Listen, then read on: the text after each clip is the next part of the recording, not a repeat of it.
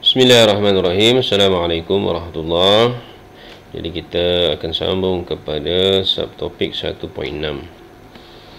Okey, masih lagi dalam tajuk ataupun chapter yang pertama, Introduction to Organic Chemistry. So kita lihat learning outcome ataupun objektif yang akan kita cuba capai pada hari ini.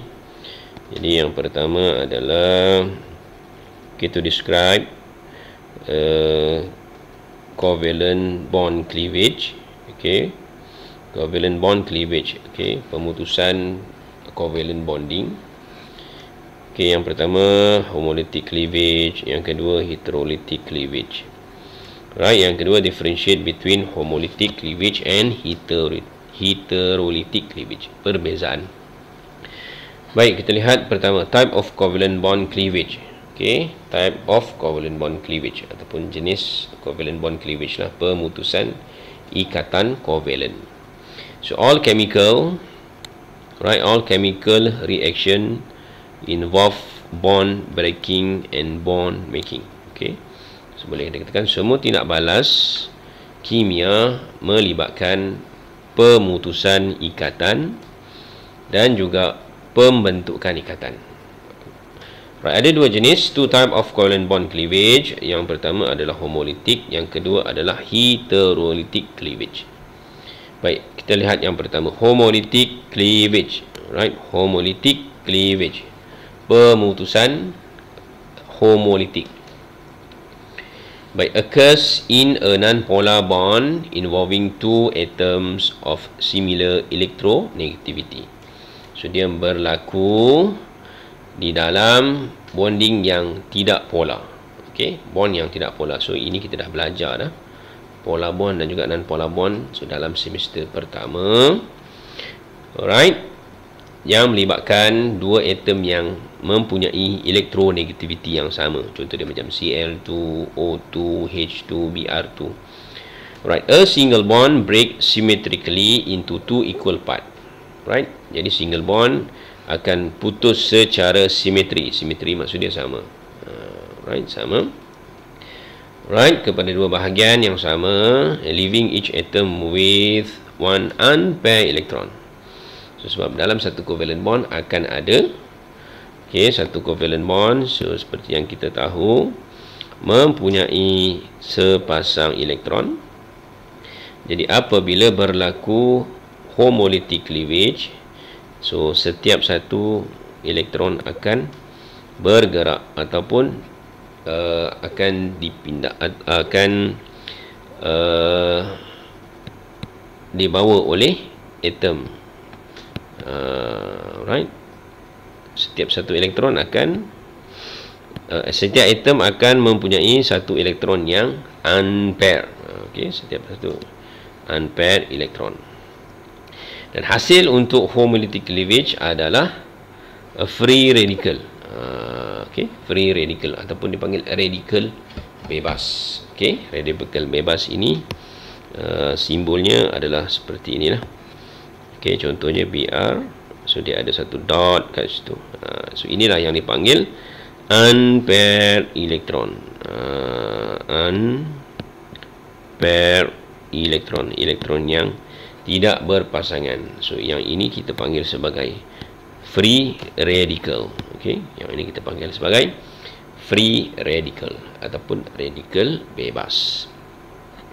Baik, sebagai contoh, so kita tengok satu contoh macam mana homolytic cleavage berlaku. Okey, contoh yang pertama kita Br2. So Br2 gas, macam mana homolytic cleavage berlaku. Jadi kita akan tunjukkan covalent bonding di antara kedua-dua atom Br. Right, jadi setiap satu, oleh sebab di sini akan ada dua elektron, satu elektron akan bergerak kepada Br yang sebelah kanan dan another elektron akan bergerak kepada Br di sebelah kiri. So untuk berlaku homolytic cleavage, so ia memerlukan suatu tenaga. Okey, suatu tenaga. Right, so kita letak UV kat situ dah. Okay, UV ini adalah function dia to provide energy for homolytic cleavage. So ini UV ni guna dia adalah provide energy, okay, for homolytic cleavage. Right. Jadi apabila berlaku pemutusan di situ, maka akan terhasillah dua free radical Br, satu di sini dan satu lagi di sini. Okay, itu contoh yang pertama. Kita lihat pula contoh yang kedua. Katakanlah kita gunakan Cl2. Okay, jadi bagaimana homolytic cleavage berlaku dalam Cl2? Right. So kedua-dua mempunyai elektronegativity yang sama. So satu elektron akan bergerak ke klorin sebelah kanan dan satu lagi elektron akan bergerak ke klorin sebelah kiri. Maksudnya akan ada berlaku pemutusan. Okey, di sini akan berlaku bond cleavage secara simetri. Right, secara simetri sebab kedua-dua atom mempunyai elektronegativity yang sama. Okey. So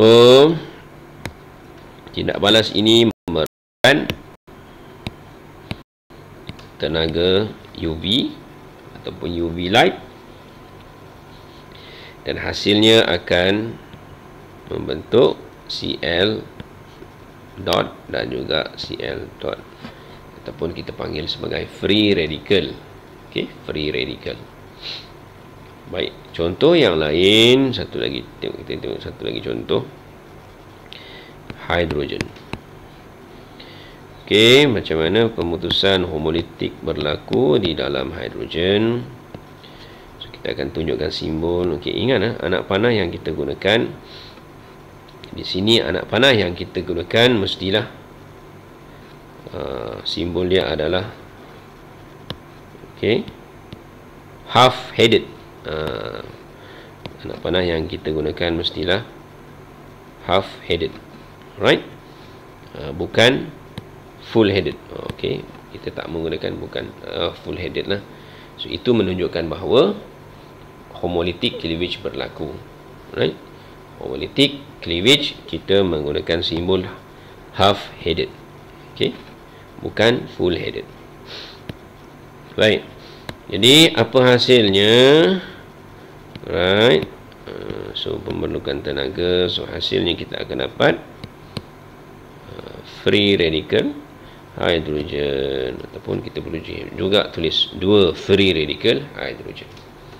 So itu adalah contoh-contoh homolytic cleavage. Okay, homolytic cleavage. Baik, kita tengok pula pada heterolytic cleavage. Okay, so heterolytic cleavage occurs in a polar bond. Okay, so dia berlaku pada bonding yang polar, involve unequal sharing of electron pair between two atom of different electronegativity. Okay, tadi homolytic cleavage berlaku pada non-polar bonding, tapi kalau untuk heterolytic cleavage berlaku pada polar bonding. So diberitahu polar bonding between two atom yang mempunyai different electronegativity lah. Sebagai contoh, okay, HCl, right? Okay, HBr. Okay, dua atom yang mempunyai elektronegativity yang berbeza. Jadi bonding di sini bonding dia boleh dikategorikan sebagai polar bond. Okay, bonding dia polar. Single bond break unsymmetrically. Okay, so dia putus secara unsymmetrically. Kalau homolytic berlaku symmetrically, kalau heterolytic unsymmetrically. So dia putus, dia tak simetri, tak samalah. bukan di tengah-tengah. Right? So both the bonding electron are transferred to more electronegative atom. Okay? Sebab ada perbezaan elektronegativity. Okay, maka elektron akan dipindahkan kepada atom yang lebih elektronegatif. Right? Because electronegativity refer to tendency of atom to attract electron to itself, keupayaan untuk menarik elektron. Dan hasilnya pula adalah kita akan dapat ion, sama ada iaitu cation dan juga anion. So berbeza dengan homolytic cleavage di mana hasilnya adalah free radical. Sebagai contoh, kita lihat contohnya adalah seperti ini. Okey, katalah HCl. Right, so di sini akan berlaku pemutusan secara unsymmetrically. Kalau tadi symmetrically, jadi unsymmetrically. So mana satu atom yang more elektronegatif, jadi sudah tentu adalah klorin. Jadi maksud dia kedua-dua elektron akan dipindahkan ke atom klorin. Jadi arrow yang kita gunakan juga adalah full headed. So dia berbeza dengan homolytic cleavage di mana kita menggunakan half headed arrow. Tapi untuk heterolytic cleavage kita menggunakan full headed arrow. Jadi apa hasilnya? Hasilnya ialah kita akan dapat satu hidrogen positif iaitu cation, satu lagi adalah Cl negatif iaitu anion. Okey. Baik. Contoh yang lain, katakanlah kita ada CH3. Okey, kita ada CH3Cl.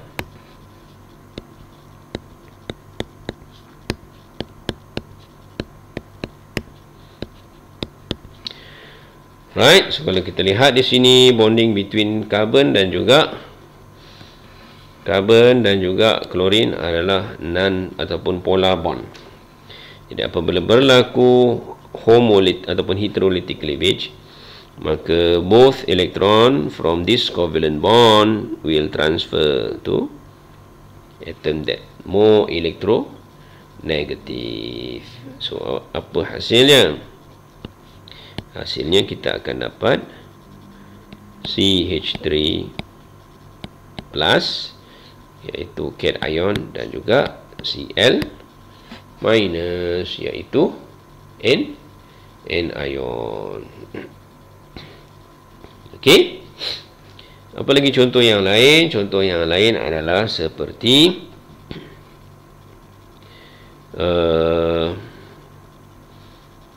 CH3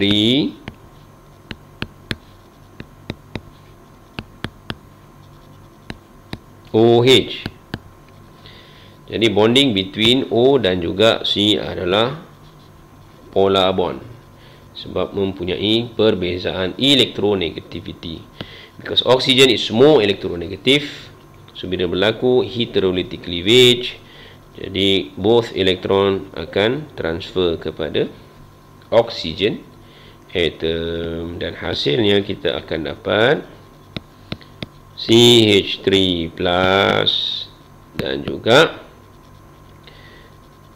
OH minus. Okey, so kita akan dapat cation dan juga anion. So itu adalah contoh untuk heterolytic cleavage. Baik. So itu sahaja.